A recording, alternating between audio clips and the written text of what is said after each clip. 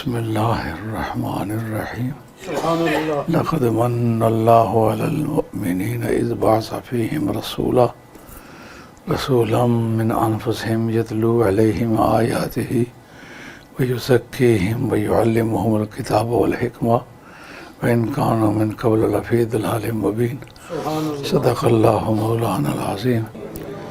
محترم حاضرین، میلاد شریف کے ایام قریب ہو آئے ہیں۔ ذہنی طور پر اپنے آپ کو میلاد شریف کے لیے تیار کرنا چاہیے، اور میلاد شریف ایک ایسا معاملہ ہے جس میں نبی کی آمد سے پہلے کچھ ایسے آثار ہوتے ہیں جن کو ارحاسات کہتے ہیں۔ ارحاس کہتے ہیں اصل میں بنیاد کو، نبی کی نبوت کی بنیاد ہوتے ہیں وہ واقعات جس پر آئندہ نبوت کی بنیاد عمارت تعمیر ہونے والی ہوتی ہے، اور ہوتے وہ خلاف عادت ہیں۔ امور عادیہ نہیں ہوتے، غیر عادی امور ہوتے ہیں جن سے یہ ثابت ہو جاتا ہے کہ جو آنے والا ہے وہ نبی ہے، اور یہ اس کے واقعات ہیں۔ اس کے اندر جب پیدائش سے پہلے، پیدائش کے وقت اور پیدائش کے بعد، اعلان نبوت سے پہلے جو خلاف عادت یعنی ایکسٹرا آرڈینری واقعات ہوتے ہیں، وہ شہادت دیتے ہیں کہ یہ آرڈینری بندہ نہیں ہے، یہ ایکسٹرا آرڈینری انسان ہے۔ اس کو اللہ تعالیٰ نے انسانی صورت میں بھیجا ہے، مگر انسانی سطح سے بلند و بالا ہے۔ کوئی انسان نہیں، سارے انسان مل کے اس جیسے انسان نہیں ہو سکتے۔ صورت انسانی اس کی ہے، مگر کوئی انسان اس جیسا انسان نہیں ہے۔ تو اللہ کریم نے اس جگہ فرمایا، اللہ نے مومنوں پر بڑا احسان فرمایا جو بڑی شان والا رسول ان میں بھیج دیا۔ سبحان اللہ، سبحان اللہ۔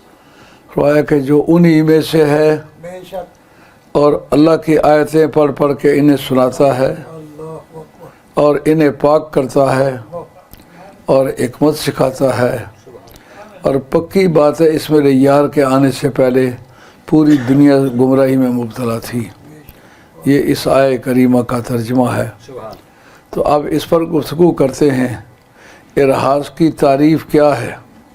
ارحاس کی تعریف یہ ہوتی ہے وہ نبی کی صداقت سے متعلق ہوتا ہے، نبی کی سچائی کو اپروو کرتا ہے، اس کے لیے بنیاد ہموار کرتا ہے۔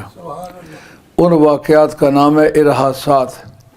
ارحاسات عربی زبان میں کہتے ہیں فاؤنڈیشن کو، بنیاد کو، یعنی کسی بھی نبی کا میلاد اس کی نبوت کی بنیاد ہوتا ہے، اور وہ ممکن ہے اس کے کسی تعلق والے کے ذریعے سے ظاہر ہونے شروع ہو جائیں، جیسا کہ حضرت عیسیٰ علیہ السلام، حضرت زکریا علیہ السلام، ان میں حضرت سیدہ مریم کے واقعات کو، جو سیدہ مریم کی کرامات ہیں، ان کو ارحاسات قرار دیا گیا ہے۔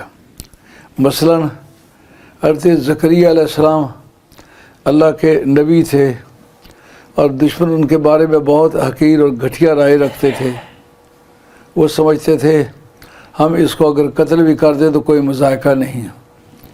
تو انبیاء و مرسلین اور صالحین آل اللہ کے خلاف اس طرح کی جھڑپیں چلتی رہی ہیں، لیکن بندگان خدا کو اپنی سچائی پر یقین ہونے کی وجہ سے انہوں نے اس بات کا کوئی نوٹس نہیں لیا کہ کون ہمارے متعلق کیا کہتا ہے۔ سبحان اللہ، سبحان اللہ، بے شک۔ تو زکریا علیہ السلام کو اللہ تعالیٰ نے گارڈین بنایا جناب سیدہ مریم کا۔ جناب سیدہ مریم جب پیدا ہوئیں تو ان کے بارے میں سوال اٹھا، اب ان کو پالے گا کون؟ کہا مولا کریم ہم نے تو یہ عہد کیا ہوا تھا، منت مانی ہوئی تھی، اگر بچہ ہوا تو تیری بارگاہ میں ہم اس کو تیرے گھر کی چوکیداری اور رکھوالی کے لیے چھوڑیں گے۔ رب انی نظرت لک ما فی بطنی محررا وتقبل منی، مولا کریم اس کو میری طرف سے قبول فرما، تو مجیب الدعوات ہے، دعا قبول کرنے والا ہے۔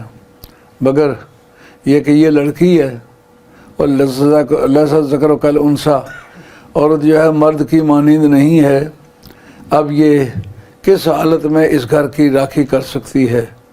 انہوں نے کہا اس بارے میں تم نہ پڑھو، اس کے بارے میں قرآن اندازی کرو، کلمے پھینکو، تو جس کا قلم تیرے گا اس کو یہ دے دینا۔ جناب زکریا علیہ السلام کے نام قرآن نکلا، انہوں نے ان کی ذمہ داری لے لی۔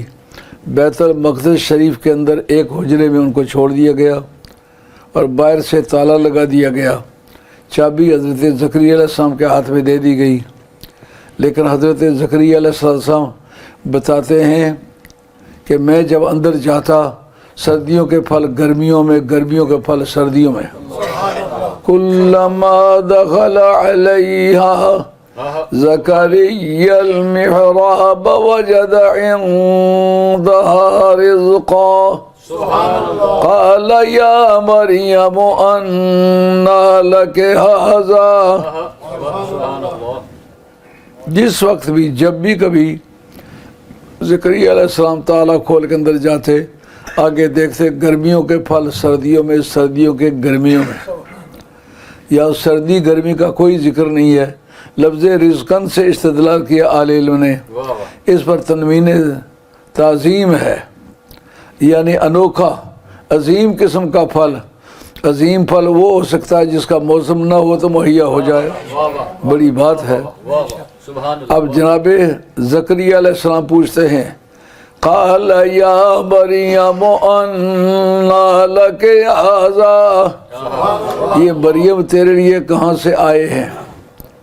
اس سے یہ استدلال ہوتا ہے کہ بالغہ لڑکی اپنے گھر میں کوئی فالتو چیز جس کے ملنے کی اسے امید نہ ہو، جب وہ مہیا کرے تو وارثوں کی ڈیوٹی ہے اس سے پوچھے یہ کہاں سے لائی ہو، کیوں لائی ہو، کیسے لائی ہو، مطلب کسی ناجائز وسیلے سے اس نے یہ چیز حاصل نہ کی ہو۔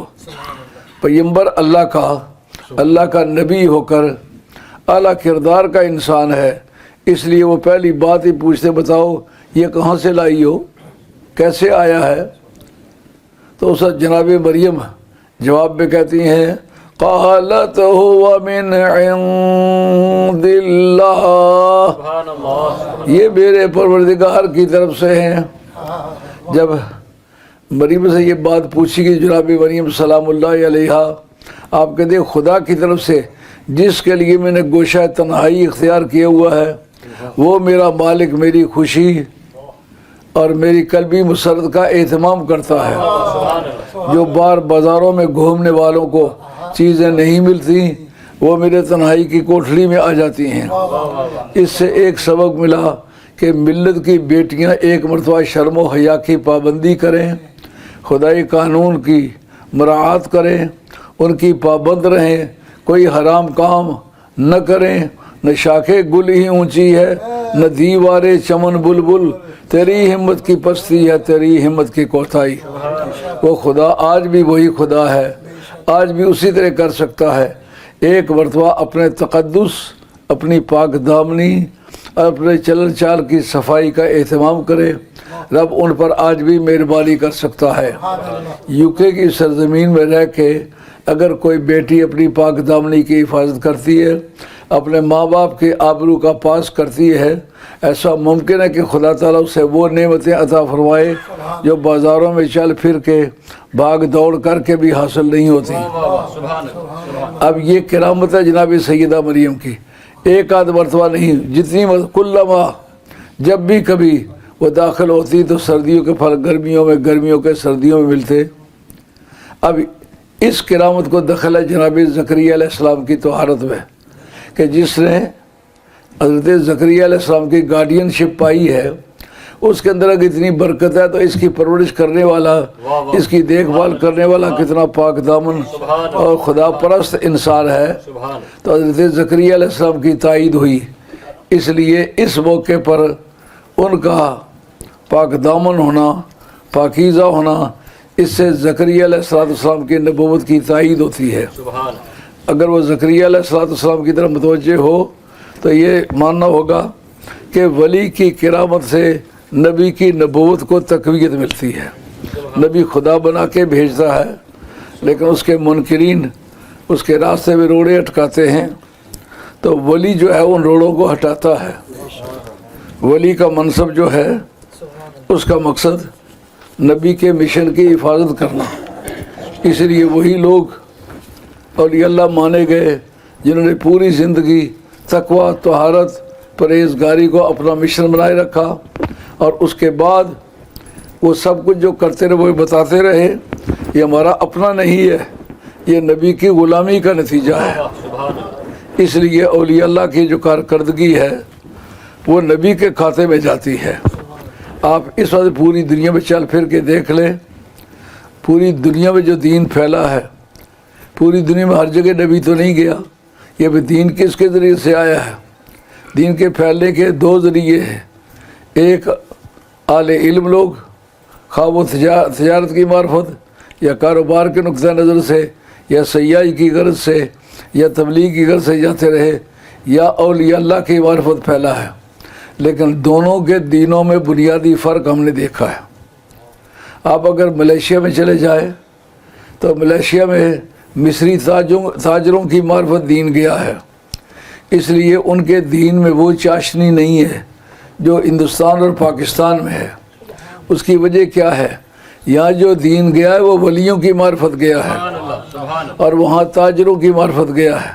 تو دینی کاموں کو اسی طرح سمپلی کام عمل میں لاتے ہیں جس سے تجارتی معاملات کو عمل میں لاتے ہیں. ان میں سوز گداز، گریہ و زاری، محبت کی فراوانی اور استغراق کے عشق و محبت ان میں نہیں پایا جاتا.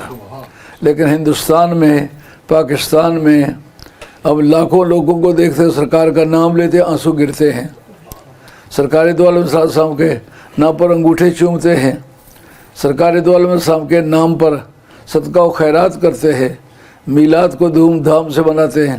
اگرچہ ملیشیا میں بھی سید برزنجی رحمۃ اللہ علیہ کے جو سلسلے کے مرید اور غلام تھے، انہوں نے برزنجی کے نام سے وہ کتاب چھاپی ہے. وہ اس کی ملیشیا کی چھپی میرے پاس موجود ہے، جس میں یا نبی سلام علیکہ، یا رسول سلام علیکہ، یا کے سیگے کے ساتھ وہاں سلام پڑھا جاتا ہے. لیکن یہ سید محمد بن رسول برزنجی جو مدینہ شریف میں سرکار کی مسجد نبی کے امام اور خطیب تھے اور وہاں کے قاضی تھے، ان کی کتاب ہے. تو اب وہاں دیکھا کہ ایک خاص سنگاپور میں ایک مزار ہے سکندر شاہ صاحب کا، اور ایک جناب عزیر، وہ بتاتے ہیں یہ صحابی تھے. لیکن پورے ملیشیا کے اندر یا اس سنگاپور کے اندر کسی ولی کا مزار نہیں، اس لیے ان کے اندر وہ چاشنی نہیں ہے. اگر آپ صرف ملتان میں چلے جائیں تو دنیا بھر کے اولیاء اللہ کا وہ مرکز ہے. جتنے اولیاء اللہ کثرت سے آئے ہیں اتنا دین کے اندر کثرت سے چاشنی ہے. اگر آپ کشمیر میں چلے جائیں تو کشمیر میں اس وقت تقریباً 60% مسلم آبادی ہے. جو اس وقت ہندوستان وہاں مسلمانوں کی آبادی میں ہندوؤں کا اضافہ کرنا چاہتا ہے، وہ 35A کو وہ ختم کرنا چاہتے ہیں، جس کے ذریعے سے انہوں نے یہ قانون بنایا ہوا ہے کہ کوئی غیر کشمیری کشمیر کے اندر جگہ خرید کے وہاں اپنی جائیداد نہیں بنا سکتا، مکان نہیں بنا سکتا، دکان نہیں بنا سکتا، وہاں کی باشندگی حاصل نہیں کر سکتا. اس پر جھگڑا چل رہا ہے. اس میں اگر آپ دیکھیں تو ادھر آپ سیالکوٹ کی طرف سے جائیں تو پہلا جو تحصیل آئے گی وہ سانبا ہے، اور اس کے ساتھ ضلع ہے بڑا جو ان کا موسم سرما کا کیپٹل ہے، جموں جس کا نام ہے. ان دو شہروں میں واضح اکثریت ہے ہندوؤں کی. اس کے سوا جو ساتھ ہی ضلع ہے راجوری، تقریباً 80-90% وہاں مسلم آبادی ہے. ساتھ ریاسی ہے، اس کے بھی 80-90% مسلم آبادی ہے. ان کے خاتمے پر شمال کی طرف پنچ ہے، 80-90% اس میں مسلم آبادی ہے.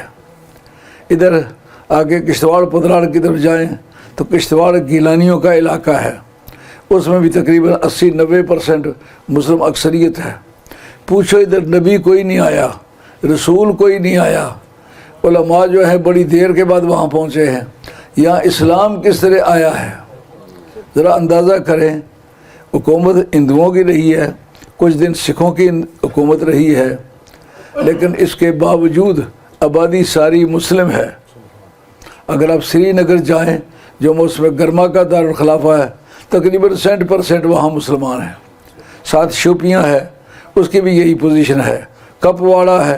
ان سب جگہوں میں جب کوئی پیغمبر نہیں گیا, عالم نہیں گئے, دین کون پہنچانے کے لیے گیا ہے؟ سید علی ہمدانی رحمۃ اللہ تعالی علیہ جو حسینی سادات میں سے ہیں. ہمدان اس جنگل کا نام ہے جس جنگل میں سرکار بغداد جب بغداد شریف پڑھنے کے لیے گئے تو ڈاکوؤں نے ان پر ڈاکہ ڈالا تھا اور آپ نے اپنی کرامت کے ذریعے سے ان سے توبہ لی تھی اور ان کو ولی بنایا تھا. ہمدان اسی جنگل کا نام ہے جس جگہ حضرت والی بغداد کو حملہ آور ہوئے تھے. اب حضرت سید علی ہمدانی سن وفات 786. انہوں نے حضرت غوث الثقلین کے 8ویں پشت میں جو خلیفہ ہیں ان کے مرید قادری ہیں. یہ سب سے پہلے گئے ہیں سری نگر میں, ان کا ڈیرا ہے.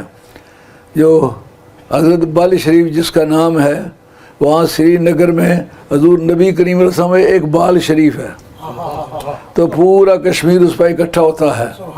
سالانہ عرس ہوتا ہے. دنیا جناب گلی کوچوں میں سڑکوں میں گلی کوچے بھرے ہوئے ہوتے ہیں, گزر مشکل ہوتا ہے. تو اس شخص نے وہاں علم حدیث کی خدمت کی ہے. یعنی 786 میں جو وہاں گیا ہے تو پہلے کہیں پڑھا لکھا ہوگا نا. اور ایک اشرف شاہ سمنانی ہوئے ہیں وہاں.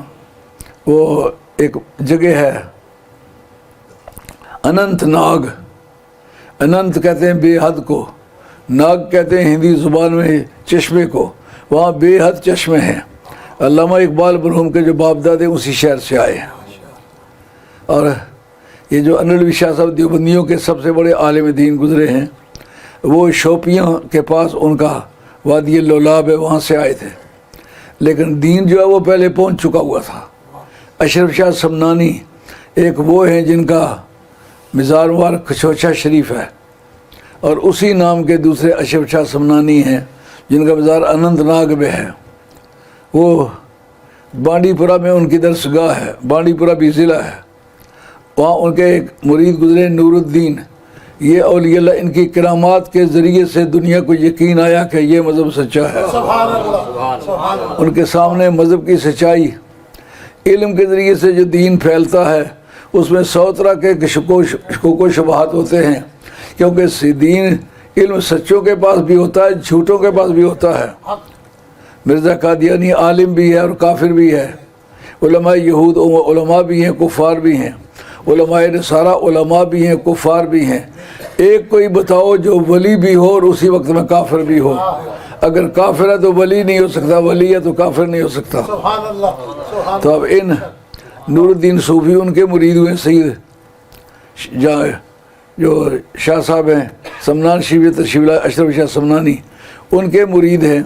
ان پیر اور استاد کی برفت وہاں دین پھیلا ہے. اور اس سے پرے پلوامہ جو ان کی آخری ضلع ہے کوئمالا کی طرف, اس میں مسلمانوں کی 60% اکثریت ہے. اس سے پتہ چلتا ہے وہ جو مائی مریم کی کرامت تھی اس سے حضرت زکریا علیہ السلام کے دین کو تقویت ملی تھی. اس کا مطلب ولیوں کی کرامات سے نبیوں کے معجزات کو تقویت ملتی ہے, اس کے ماننے والوں کی تعداد بڑھتی ہے. جب نبی اپنے نبوت کا دعویٰ کرتا ہے اس سے لوگ ثبوت مانگتے ہیں, وہ اپنے معجزات دکھاتا ہے, معجزات کے ذریعے سے اس کی سچائی تسلیم ہوتی ہے. لیکن نبی ہمیشہ تو دنیا کے سامنے نہیں رہتا, تو پھر آئندہ اس کی سچائی کی شہادت کیا باقی رہ جاتی ہے؟ اس کی سچائی کی شہادت صرف علماء نہیں ہوتے, کیونکہ علماء میں معاملہ خلط بلط ہے. سچے بھی ہوتے, علماء سو بھی ہوتے, علماء حق بھی ہوتے ہیں. جن علماء نے مولا مرتضیٰ کو کافر کہا تھا وہ مولوی تھے اور 12,000 تھے. سارے کے سارے حضرت مولا مرتضیٰ کے مرید تھے, شاگرد تھے, پڑھا بھی انہی سے تھا. انہوں نے پہلی مرتبہ کفر کا دروازہ کھولا. سب سے پہلے جس کو کافر کہا وہ مسلمان ہے جو سب سے پہلا مسلمان ہے. اس سے آپ یہ فیصلہ ضرور کر لیں, ہر زمانے میں علماء سو ایسے ہوں گے, علماء بد کہ جن کا کام اللہ کے پیاروں کو برا کہنا ہوگا. حضرت مولا مرتضیٰ شیر خدا رضی اللہ تعالیٰ کی بے شمار کرامات ہیں. انہوں نے کرامات بھی دیکھی, انہوں نے علم بھی دیکھا، انہوں نے شجاعت بھی دیکھی، انہوں نے قوت بھی دیکھی، لیکن باز نہ آئے۔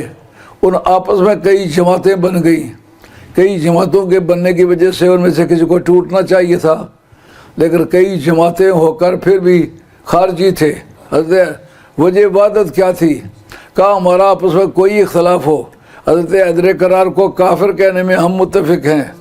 معلوم ہوا کلمہ کفریہ پر ان کا اتحاد ہوا تھا، حالانکہ عقیدے ان کے مختلف ہو گئے تھے، ویسے ان میں آپس میں چلتی تھی، مناظرے چلتے تھے، لیکن حضرت حیدر کرار کو کافر کہنے میں متفق ہو جاتے، اصرار کرتے تھے۔ اسی طرح اس دور میں بھی ایسے علماء سو ہوں گے جن کے آپس میں کئی طرح کی مخالفت چلے گی، لیکن اولاد رسول کو برا کہنے میں، اولیاء اللہ کو برا کہنے میں خواجہ قمر الدین سیالوی جیسا بھی آدمی کوئی ہوگا؟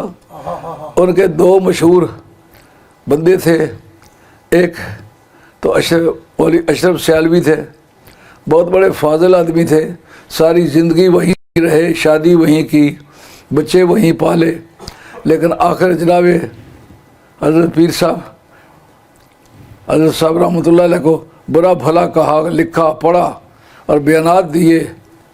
اور ایک اور بزرگ تھے جن کو حضرت خود سرگودے میں خطیب مقرر کروایا تھا، انہوں نے بھی بے حد برا کہا خواجہ قمر الدین سیالوی رحمۃ اللہ کو، حالانکہ اگر آپ دیکھتے آپ کا ذہن مانتا کہ یہ واقعی اللہ والا شخص ہے، کسی کی بدگوئی نہیں کرنی۔ عالم وہ اتنے ٹکر کا ہے کہ اس کے سامنے کلمہ پڑھنا بھی مشکل ہے، بڑے سے بڑا بھی عالم ان کے سامنے بیٹھے، بات کچھ کرنا چاہے منہ سے کچھ نکل جاتا تھا، زبردست جلالت تھی آپ کی، لیکن آپ ہمیشہ محتاط رہتے، کبھی فالتو گفتگو نہیں کرتے، لیکن ان کو برا کہنے میں وہ دونوں بزرگ اکٹھے ہو گئے، دونوں کا اشر دیکھا، دونوں کی شکلیں بگڑی تھی، لکوے ہوئے تھے۔ اب آج بھی آپ کمپیوٹر پہ اشرف سیالوی کا نام لے کے اس کو آپ ٹک کریں، وہ نکل آئے گی، تصویر دیکھ کے آپ کو یقین ہو جائے گا یہ اہل حق میں سے نہیں ہے۔ ساری زندگی اہل سنت کی طرف سے مناظرے کیے ہیں، جھگڑے کے ٹکر کے عالم تھے، لیکن عاقبت خراب کر کے دنیا سے گئے۔ اس لیے جناب حیدر کرار کو برا کہنے میں وہ سارے متفق تھے۔ ایک وہ شخص جو سب سے پہلے مسلمان ہوا اس کو کافر کہا، لیکن حضرت مولا برتا نے ان کو کافر نہیں کہا۔ وہ آ کے جمعے والے دن بیٹھ جاتے کونے میں، کہتے ان الحکم الا للہ، حکومت اللہ کے سوا کسی کی نہیں ہے۔ وہ جو پنچ بنائے تھے نا کہ بات چیت کے ذریعے سے معاملے کو طے کرت کرو، کہا یہ اس وجہ سے آپ کافر ہوئے کہ آپ نے غیر اللہ کو حاکم مان لیا۔ آپ فرماتے کلمۃ الحق ارید بہ الباطل، یہ کلمہ سچا ہے لیکن مراد اس سے جھوٹی لی گئی ہے۔ اس طرح استدلال کرتے وقت وہ اس آیت سے استدلال کرتے جو قطعاً ان کی حمایت نہیں کرتا تھا، نہ آج تک کسی مسلمان نے وہ معنی لیے جو انہوں نے لیے تھے، ان کو بالکل نہیں مانا تھے، لیکن اپنے آپ کو بڑا متقی سمجھتے تھے، پرہیزگار سمجھتے تھے، اور وہ کہتے اس کا نکاح ہی نہیں ہوتا جو علی کو کافر نہ کہے۔ ان کا نکاح مسلمہ کے لیے یہ شرط تھی کہ علی کو کافر کہنے والا ہو۔ میں بتا رہا تھا حضرت سیدہ مریم کے ارحاسات سے، کلامات سے ارحاس کے معنی ملے حضرت زکریا علیہ السلام کو۔ پھر جس وقت آپ فانتبذت من عالیہ مکانا شرقیہ، جب بچے کی ولادت کا وقت آیا تو غیر معمولی طور پر وہ پریگننٹ ہوئیں، کسی مرد نے ان کو نہیں چھوا تھا، قرآن کی شہادت ہے۔ انہوں نے جا کر ایک کھجور کے نیچے جا کے ڈیرا لگایا، جس کو بیت اللحم عربی میں کہتے ہیں، انگریزی میں اس کو بیت لیم کہتے ہیں۔ بیت لیم کے نیچے جا کے ڈیرا ڈالا، اب کھانے کے لیے کوئی چیز نہیں، پانے کے لیے پینے نہیں۔ اللہ کریم فرماتے ہیں قد جعل ربک کے تختہ کے سریہ، یہ تیری کرامت ہے کہ تو جہاں بیٹھی ہے پانی کا چشمہ یہاں ابل آیا ہے، اور وہ اتنا پانی ہے کہ پورے ملک کے لیے کافی ہو سکتا ہے۔ اور کھانے کی رہی بات، کھانے کی، حزی الیک بجذع النخلۃ تساقط علیک رطبا جنیا، تو کھجور کے ٹھونٹ پکڑ کے ہلا، تر کھجوریں گریں گی۔ تمام دنیا نے مانا کہ کھجوریں خشک تھیں، کھجوروں کا موسم نہیں تھا، مائی صاحب نے جب ان کو پکڑ کے ہلایا تر کھجوریں گریں۔ اب یہ جو کرامات ہیں جناب مریم کی، یہ ارحاس بن گئی حضرت عیسیٰ علیہ السلام کے، حضرت عیسیٰ علیہ السلام کے دین کو، ان کی شریعت کو، ان کی نبوت کو تقویت ملی۔ تو اس طرح اولیاء اللہ ایسے لوگ ہیں جن کی کارکردگی سے، جن کی کوشش سے نبیوں کے مشن کو تسلی اور تسکین ملتی ہے۔ اب کیا فرق ہوا نبی کے معجزات میں اور ولی کی کرامت میں؟ نبی جب نبوت کا دعویٰ کرتا ہے، قوم اس کو کہتی ہے سچائی کا ثبوت لا، اس وقت وہ چاند توڑنے کی کہیں تو چاند توڑ کے دکھاتا ہے، سورج موڑنے کو کہیں تو سورج موڑ کے دکھلاتا ہے، درختوں کو کہیں دوڑا کے دکھاتا ہے، پہاڑ کو کہیں نچا کے دکھاتا ہے۔ اللہ حضرت کے جس نے سرکار نے وہ سارے کام کیے، یہ نبی کی نبوت کے معجزات ہیں، لیکن اس کا کہتا کیا ہے؟ میں نے یہ جو کام کیے میرے مولا نے مجھے بھیجا ہے، اس کی دی ہوئی قوت سے کیے، میں نے خود نہیں کیے، یہ اللہ نے مجھے طاقت دی ہے۔ اب جادوگر جو کرتا ہے وہ کہتا ہے میں نے خود کیا ہے۔ اسے دوسرے جو غیر مسلم لوگ ہیں جو میڈیٹیشن وغیرہ کرتے ہیں وہ ہم کہتے ہیں ہم نے خود کیا۔ یہ کافرانہ جملے ہیں۔ نبی اگر آسمانوں تک بھی پہنچ جائے، آسمانوں میں تصرف بھی کرے تو کہتا ہے میرے مولا کا کرم، یہ اس نے مجھے عنایت فرمائی ہے۔ اور اس کے بعد ولی جو کام کرتا ہے، ولی جب کرامات دکھائے تو وہ یہ نہیں کہتا یہ میں نے کام کیا ہے، وہ کہتا ہے نبی کی غلامی کی وجہ سے یہ عزت مجھے ملی ہے، میں نبی کا غلام ہوں۔ تو ولی کی سچائی سے نبی کی سچائی کو تقویت ملتی ہے۔ وقت اختتام پذیر ہوا، انشاءاللہ والعزیز آئندہ جمعہ پر اس پر گفتگو کریں گے، اور آپ محسوس کریں گے کہ کائنات میں نبی کے بعد ولی کا سب سے بڑا کردار ہے۔ ہم لوگ جو اولیاء اللہ کو مانتے ہیں، کسی جگہ کوئی بات ہو تو کہتے ہیں فلاں عالم ہے لیکن خالی نہیں تھا، وہ ولی بھی تھا۔ جیسا علامہ غفور صاحب ہزاروی رحمۃ اللہ علیہ کے متعلق اکثر بزرگ کہا کرتے تھے یہ صرف مولوی نہیں ہے، یہ ولی اللہ شخص ہے، ہم نے اس کی کرامات دیکھی ہے، یہ باتیں کہا کرتے تھے۔ انشاءاللہ والعزیز آئندہ جمعہ پر اس کی مزید وضاحت ہوگی۔ اب سید صابر حسین شاہ صاحب گیلانی آپ کو کچھ اعلانات پڑھ کے سناتے ہیں۔ وما علینا الا البلاغ المبین وآخر دعوانا ان الحمد للہ رب العالمین، والصلاۃ والسلام علی رسول اللہ۔